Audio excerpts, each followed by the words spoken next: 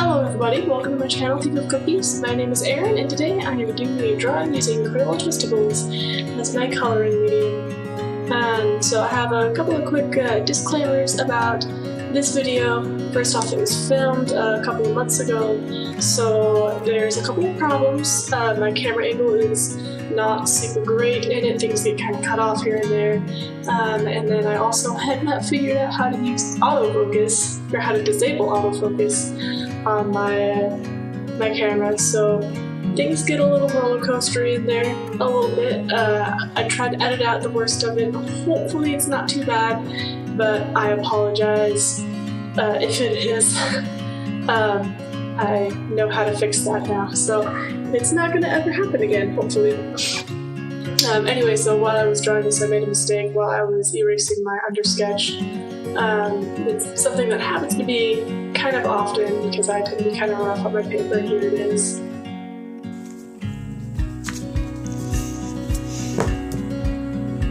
So that's happened to me quite a bit.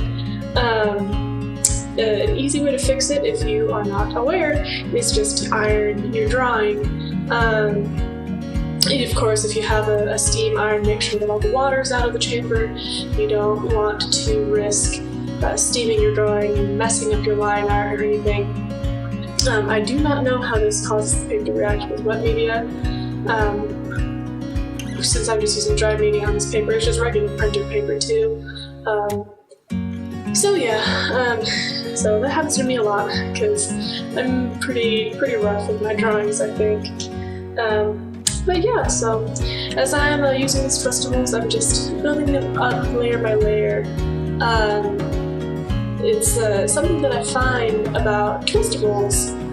First off, they're more similar in texture to crayons rather than colored pencils. They tend to be kind of waxy, but they do have a really nice, deep, rich pigmentation for, you know, something that's kind of on the lower end price-wise compared to Prismacolor pencils. Anyway, and they do layer up quite nicely as long as you're not pressing down super hard on each layer.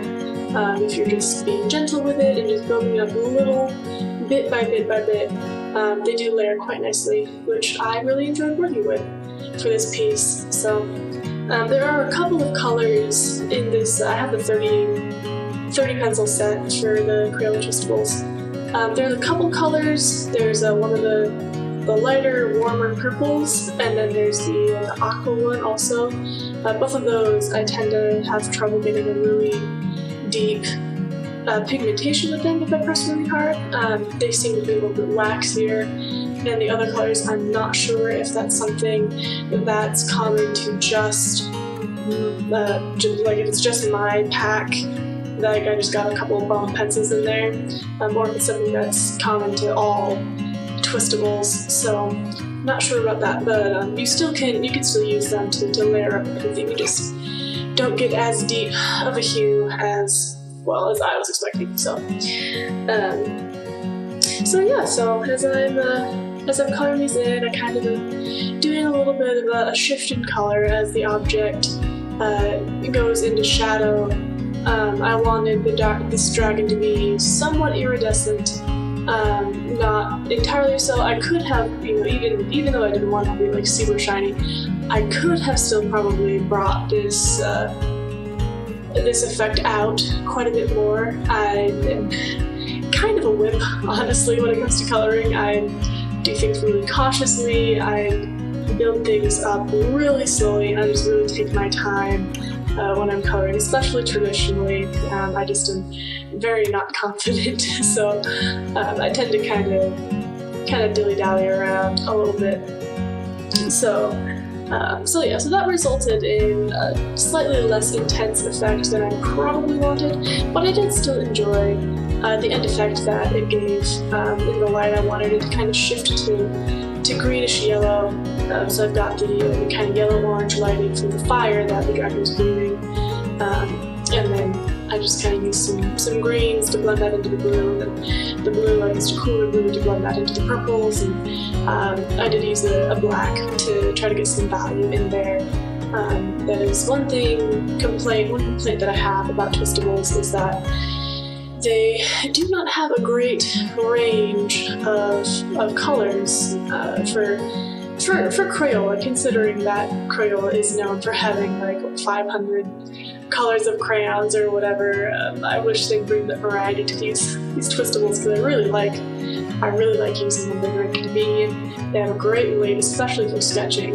They're probably my favorite sketching tool.